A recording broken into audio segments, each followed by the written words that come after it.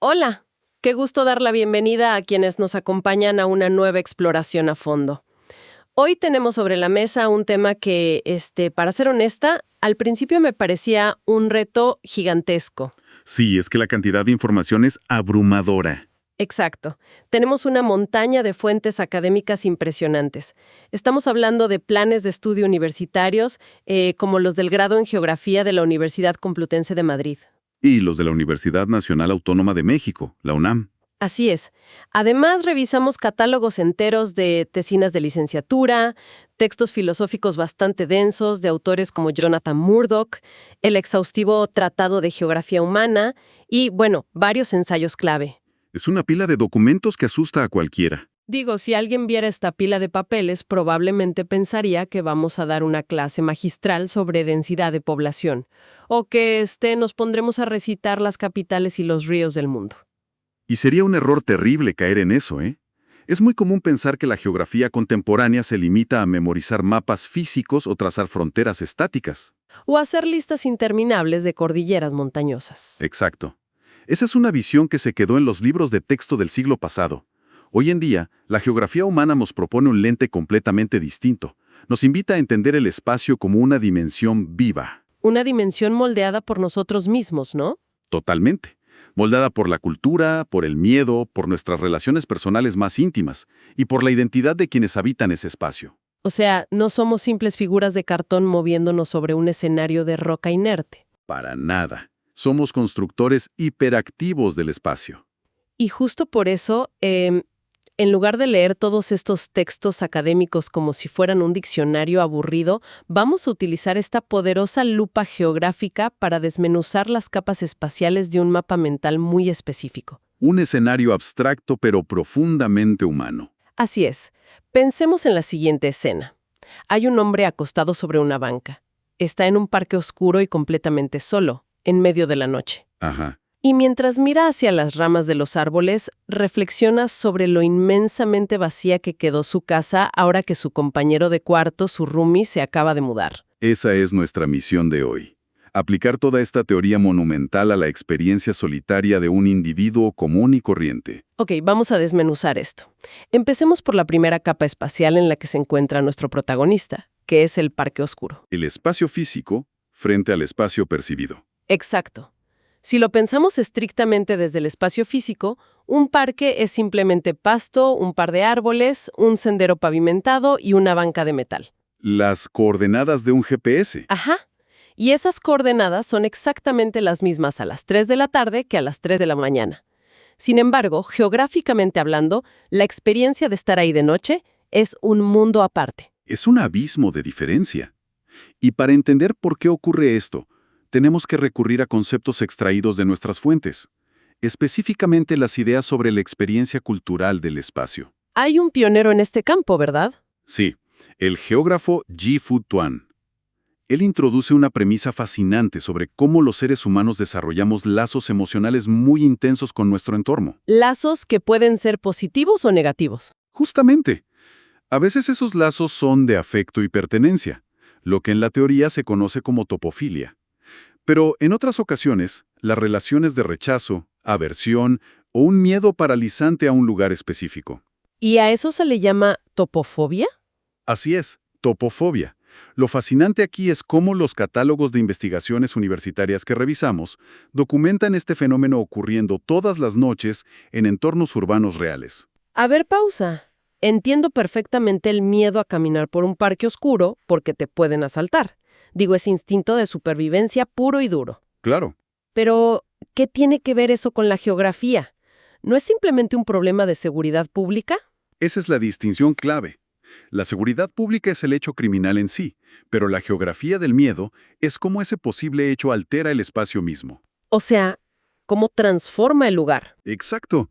Hay investigaciones de la UNAM que analizan las topofobias construidas a partir de los imaginarios urbanos durante el ciclo de día y de noche.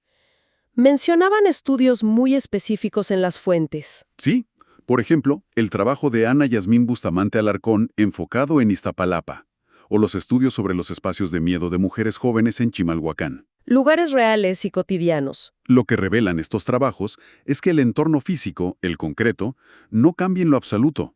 Las calles no se mueven del lugar. Pero la percepción de la gente sí. El ciclo de luz y oscuridad, sumado a la percepción colectiva de inseguridad, transforma el asfalto. Durante el día la calle es un lugar de encuentro, de tránsito, un espacio neutro o incluso topofílico. Pero en cuanto cae el sol, el imaginario urbano lo convierte en un espacio topofóbico. Se vuelve una barrera invisible. Para muchas mujeres jóvenes, ciertas calles se convierten en territorios minados de vulnerabilidad que dictan y limitan su movilidad. La geografía del lugar mutó por completo, aunque las coordenadas sigan intactas. Claro, el espacio se encoge o se vuelve hostil dependiendo de quién lo camina y a qué hora. Es algo que, de una forma u otra, cualquiera que viva en una ciudad ha sentido en carne propia. Definitivamente. Un mismo rincón, esa esquina de siempre, se desdobla en dos realidades paralelas. Y nuestro hombre en la banca está justo en medio de eso. Exacto. Rodeado por el silencio nocturno y las sombras de los árboles, no está simplemente ocupando un parque físico. Está habitando y negociando con esa geografía del miedo. Interactuando con las sombras de una manera que altera la atmósfera a su alrededor. Pero movamos ahora nuestra lupa geográfica hacia lo que está ocupando su mente. Él está ahí, refugiado en la oscuridad, dándole vueltas a la idea de su casa. Una casa que físicamente está intacta. Sí, en términos de construcción, no ha perdido ni un solo ladrillo. Los metros cuadrados son idénticos, los muros de la sala siguen exactamente en el mismo lugar. Todo está donde mismo. Entonces, si usamos este lente espacial, ¿cómo se explica que un lugar se sienta tan inmensamente vacío solo porque el roomie empacó sus cosas y cruzó la puerta por última vez? Para desentrañar esa paradoja, el Tratado de Geografía Humana y los textos universitarios nos adentran en lo que se conoce como geografía postestructuralista. Suena complejo. Un poco. Pero un concepto vital aquí es el de espacio relacional. Los textos de geógrafos como Jonathan Murdoch nos explican que debemos abandonar la idea tradicional con la que todos crecimos en la escuela. ¿Te refieres a la visión de la geometría euclidiana? Esa misma. Esa visión que percibe el espacio como si fuera un simple contenedor. Espera, geometría euclidiana, o sea, esto suena a clase de matemáticas de secundaria. ¿Estamos hablando de los típicos ejes X, Y y Z? Sí, La idea de que el espacio es como una gran caja de zapatos vacía. exactamente esa. La visión tradicional asume que el universo es una caja gigante, y la sociedad, los edificios y las personas simplemente existen dentro de esa caja y hacen cosas. Como juguetes adentro de la caja. Pero pensadores fundamentales de la geografía crítica, basándose en figuras como David Harvey o Leibniz, argumentan que el espacio no es un contenedor preexistente. Entonces, ¿qué es? El espacio es, en realidad, algo que se fabrica, que se constituye a partir de procesos, flujos y, sobre todo, relaciones. Aquí es donde se pone realmente interesante, porque rompe por completo con nuestro sentido común. Por completo. Si el espacio no es la caja donde metemos los muebles, ¿cómo medimos o entendemos el vacío de la casa de nuestro protagonista si no es con una cinta métrica? La respuesta está en la red. Para entender el espacio relacional, las fuentes citan a teóricas como Doreen Massey. Quien define el espacio de una forma muy poética. Sí, ella dice que el espacio no es una superficie, sino un lugar de encuentro. Un lugar de encuentro. Es una intersección dinámica donde una multiplicidad infinita de relaciones se entretejen, interactúan y coexisten en un momento dado. Y si cruzamos esto con la famosa teoría del actor red de Bruno Latour, entendemos que el espacio es el efecto directo de la actividad de esa red. Todo cuenta. Los humanos, los objetos, las rutinas, los sonidos, las mascotas, todos son actores que, al interactuar, sostienen el espacio. Llevémoslo a la metáfora de nuestro hombre y su roomie para visualizarlo mejor. Me parece perfecto. Antes de la mudanza, ese departamento no era solo un cubo de concreto y pintura blanca. Era una red viva. Era el sonido de la cafetera encendiéndose a las 7 de la mañana. La negociación silenciosa en el pasillo para no chocar cuando ambos iban tarde.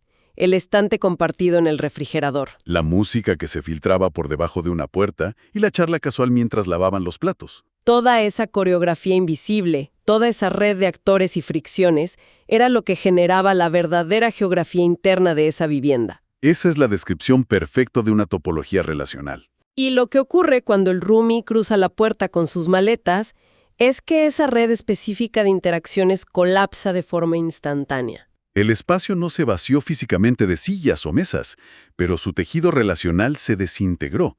El sentido del lugar experimentó un choque sísmico. De hecho, esto conecta con una tesina muy interesante de los catálogos. La de Marisol Conde García, ¿cierto? Esa mera. Ella aborda precisamente cómo se construyen y destruyen los sentidos del lugar en el espacio doméstico ante cambios abruptos. El espacio de una casa no sobrevive inerte ante esos cambios. La casa de nuestro hombre en el parque está geográficamente colapsada. El antiguo paisaje relacional murió. Y él necesita producir uno nuevo para volver a sentir que habita un hogar. Y eso suena a una tarea monumental. Tenemos a este hombre solitario, con una casa que perdió su tejido conectivo, refugiándose en una banca bajo la topofobia de la noche. Es un escenario desolador. ¿Cómo le hace un ser humano para volver a apropiarse de su entorno tras un colapso así? ¿Cómo se reconstruye un mundo a escala geográfica? No creo que baste con comprar un mueble nuevo. No, requiere un proceso mucho más profundo, y las fuentes tienen una hoja de ruta para ello. A ver, Los textos sobre geografía cultural, específicamente el de Federico Fernández Christlieb, nos detallan exactamente cómo un individuo o una sociedad produce un paisaje. retomando las acciones propuestas por Paul Clavel, Exacto. Clavel propone 5 acciones simultáneas. Él sostiene que para que cualquier persona pueda verdaderamente operar, reconocer y producir un territorio propio, necesita ejecutar estas 5 acciones, ya sea de manera consciente o inconsciente.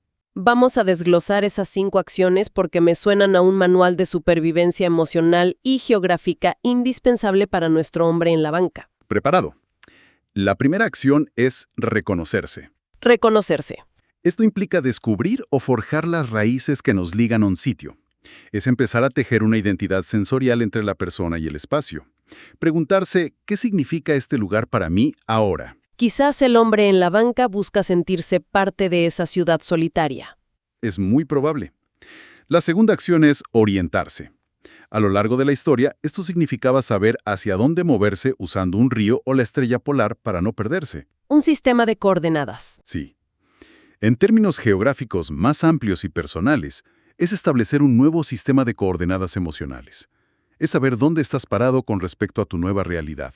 A ver si entiendo. Para nuestro protagonista, reconocerse podría ser aceptar que la casa ahora suena distinto, que el eco en la sala es su nueva banda sonora. Excelente ejemplo. Y orientarse sería redefinir sus rutinas. Ya no gira en torno a los horarios del roomie, ahora él es su propio norte. ¿Y la tercera acción cuál sería? La tercera es marcar. Marcar. ¿Como los animales? En cierto sentido. En la geografía clásica, marcar consiste en imponer rasgos físicos o artificiales sobre el espacio para hacer evidente ese sistema de orientación y reclamar pertenencia. Histórica en mente era construir una barda o poner una cerca de piedras. En contextos urbanos contemporáneos, los textos universitarios analizan fenómenos como el graffiti. Hay investigaciones sobre cómo las pintas urbanas en ciertos barrios como el barrio San Francisco Tultenco son intentos de los jóvenes por marcar un territorio. O sea que marcar no siempre es poner alambre de púas. ¿No? En el caso de la casa vacía, el simple hecho de que nuestro hombre decida mover el sofá hacia la pared que antes ocupaba el escritorio del roomie, O pintar un cuarto de otro color. eso sería su forma primitiva y geográfica de marcar el espacio. Está diciendo que este terreno ahora le pertenece bajo sus propias reglas. Tal cual. La cuarta acción es nombrar. Bautizar un lugar. Al generar toponimia, le otorgas una existencia reconocida, lo dotas de historias y de un peso simbólico. Claro, Y finalmente, la quinta acción es institucionalizar. que suena muy formal. Lo parece, pero significa conferirle un significado colectivo o personal muy profundo, a menudo mediante un ritual, una repetición constante o una costumbre sistematizada. Si cruzamos estas últimas acciones con la escena en el parque, la imagen cobra un sentido totalmente nuevo. Se transforma. Quizás el acto de salir de su departamento silencioso y caminar hasta esa banca de metal específica cada noche no es solo un acto de tristeza. Es su manera de institucionalizar un nuevo ritual en su vida. Al sentarse ahí noche tras noche a procesar sus pensamientos, quizás mentalmente Ya bautizó ese pedazo de parque como su rincón para pensar. Lo cual sería el acto de nombrar. Sin darse cuenta, a través de la constancia y el significado que le otorga, está fundando un nuevo paisaje urbano a escala humana. Está creando un ancla para no sentirse